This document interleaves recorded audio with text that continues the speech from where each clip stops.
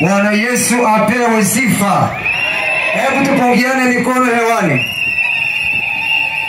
Piga makofi ya nguvu kabisa kwa Bwana Yesu aliye hai.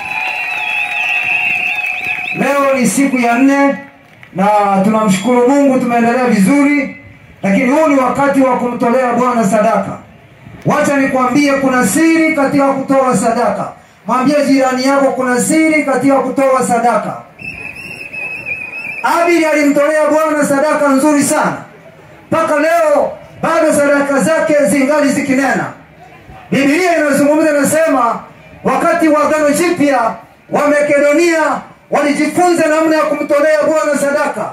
Paulo alipoangalia akamwambia ya kwamba hapana, acheni kumtolea Bwana, naona kama uwezo wenu sio mkubwa sana. Wao wakasema hapana, usituzuie, tunajua siri ya kubarikiwa ni kumtolea Bwana. Pe Yesu makofi na vigelegele ya nguvu kabisa. Kubarikiwa kuji kwa sababu unaombewa peke yake. Ziko baraka za uponyaji ambazo utazipata kwenye maombezi. Baraka ya wokovu utaipata unapokuja kumpokea Yesu Kristo. Lakini unapotaka kubarikiwa kiuchumi, lazima ufungue mwenyewe kwa kumtolea Bwana sadaka yako kwa moyo wa kupenda. Na wale watu wanaomtolea Bwana kwa moyo wa kupenda, Mungu anazipokea sadaka zao na kuwabarikia kwenye nyumba zao, kazi zao na kila kitu wanachokihitaji. Hebu mpe Yesu makofi na vigelegele. Andaa sadaka yako jioni ya leo nzuri, na wakati huu nitakwenda kuomba. Baba, katika jina la Yesu Kristo aliye hai, tunakushukuru kwa ajili ya jioni ya leo. Leo ni siku ya 4. Tumebarikiwa na watumishi wako kutoka Marekani, Baba, wakinena maneno ya uzima katika viwanja hivi. Umeokoa, umeponya, umetenda miujiza. Baba, achilia tena neema jioni ya leo.